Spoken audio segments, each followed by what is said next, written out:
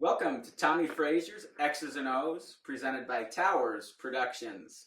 I'm Jimmy Scheel, joined by producer Dan Powers, and in our administrative office, from the Omaha Heart, strong safety, Brittany Benson. And Tommie, what to make of what was presented in Lincoln by the Huskers? I'm gonna tell you what to make of it. It was garbage. You know, when you play a game like that, and you get up 21-3 early, midway through the second quarter, and you don't score another point the rest of the game, and your defense gives up points, that many points, the rest of the game, says they're not doing what they're supposed to do. We were out-coached on both sides of the ball, and we didn't play hard. Yeah, 38 and that's sad. And that's sad for the tradition of Nebraska football teams. To when they lost games, it wasn't because you didn't hear people say they didn't compete or they quit. That team to me quit yesterday. Yeah, it's okay to lose, but if you give up a 38-0 run, it's kind of a black eye on the blackout day. Well, we got blacked out, and I know it sounds kind of harsh, but we didn't show up. We got out coached again.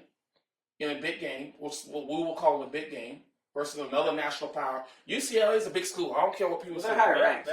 Well, not even just higher. When you look at their history, UCLA is a big school. It's solid. And we're out-coached. And people keep saying, well, we're a young team. We have too many young guys playing. Every year. But guess what? They had almost 20 to 30 freshmen young players on the team, and look what they did. Dan, you were in the stadium too. What was the mood as, they did show up for the first quarter and a half, but kind of as it went? The first half, the stadium was absolutely rocking. It was the loudest game I've ever been to. I was right near the players. It was great. Second half, it was silent. It was silent on the sidelines. It was silent in the stands. It was completely silent. Right. No one left, but it was silent. Everyone was waiting for something to happen, and the players, sometimes they could get too tight, but somebody's got to step up and make a play. Well, and it goes back to where's the leaders stand? When things start spiraling downhill, the leaders the identity of this team comes from the leader. And you saw the identity of this team based on the way the team played. Because not one of the leaders called the guys up, or I didn't see anybody going along the sideline trying to fire people up to get them going. I didn't see it at all. To me, that's just the makeup of this team. That's the way the program is, to where when things start going bad, no one wants to take control or take ownership in it. The most exciting thing I seen in the third quarter was Ron Kellogg was actually warming up. And I was hoping. Oh, he was warming up? I didn't even see that. He was warming up about midway through the third quarter. Mm-hmm. He was over there warming up, and that gave me a little glimmer of hope that Bo actually recognized that something was wrong with the leadership on the field. But I would not heap this all on Taylor. No, we're not saying that. Why would you put in a quarterback? I just... Okay, but Jimmy, here's what you got to look at. When the offense is not moving, your quarterback is not playing. There were dropped passes. I understand that. I understand. But some way you got to spark something. Spark the team to go. And if it's putting another quarterback in there to let Taylor sit out and see what's going on to where he can calm down, relax, get his wits back to him, then you do that. I'm not saying this is all Taylor's fault. He was the spark. No. In the first half. No one's saying. I disagree. Actually. No one's saying. Yeah, I don't. I was sitting there. There was a lot of overthrown balls. A lot of overthrown balls. A lot of underthrown balls. There was a lot of opportunities missed. I seen him a couple times. You have his stats.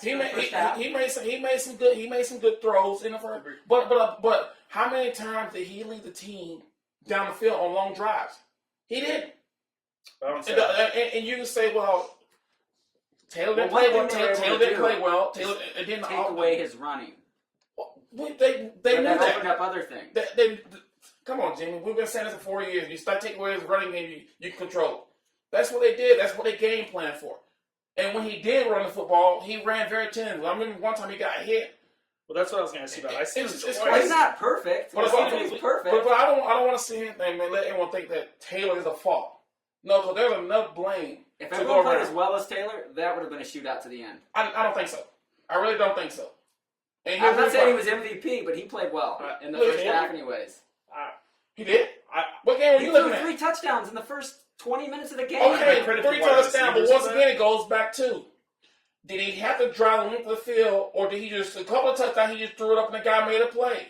Like the one he threw up to Kenny Bell, one Kenny Bell called, he threw the ball and Kenny Bell had to adjust to it. The one that Quincy, well, that was a short. Quincy did most of the work he threw in Quincy. Had. So don't make it seem like that Taylor had this spectacular first half. I didn't say he played well in the first half. I don't think he played well. Okay, well, I think he had a couple. Let's move on opportunities to that. to run. What did UCLA do well to stop and the rushing attack as well? They were blitz. They put pressure. They came up in the middle. And Well, what did they do to change? Because what they were doing in the first 20 minutes was not working against Nebraska. you said the key. What did they do to change? So they adjusted. They adjusted. What did Nebraska do? Nothing. Go back and look at the offensive line. There's one play. There's 2 plays in a row to where I think it was Rodriguez let a guy come across his face in a 5 technique and make 2 tackles in a row on a basic zone play. The zone play is which is supposed to be their bread and butter. So there's a lot of blame to go around with what happened yesterday. But the bottom line is that when things start spiraling downhill, who's going to take control and get this team fighting again? And if the player's not doing it, then whether it's the head coach, whether it's the assistant coach, whoever, someone got to get the spark back into them. And no one wants to take ownership in that. And I hear it time and time again to when, well, we didn't execute. Or I looked into the player's eyes and it looked like they saw a ghost or something like that. Well, when you see that, then you got to find a way to motivate them to go out and compete. Yeah.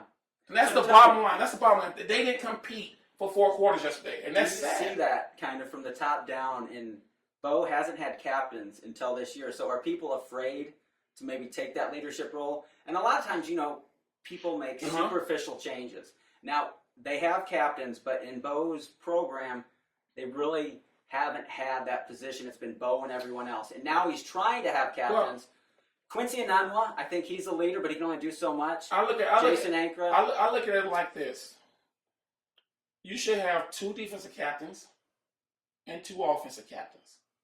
Yesterday, what I saw walking the field, I didn't think was there a defensive captain? I thought I saw 3 offensive guys and 1 defensive guy. And the defensive guy that went out there, I don't think played much.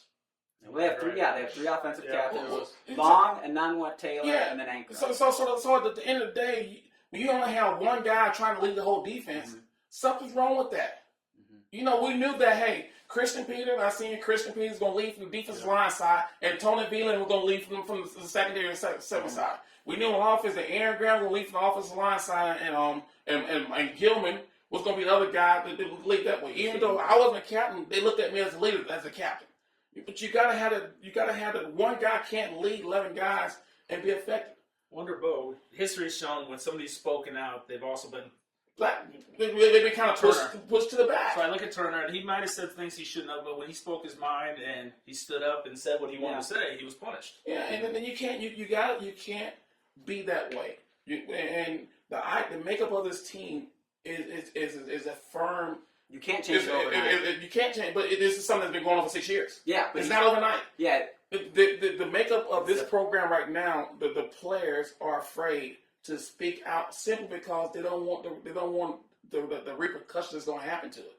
And you got to let the players speak their minds and run this thing and let them run it on the field. Let them be the leaders. You can't always lead that way. Yeah, because that kind of translates over to even the game. So even if they're worried about getting too much out of step. Brittany Benson in our administrative office.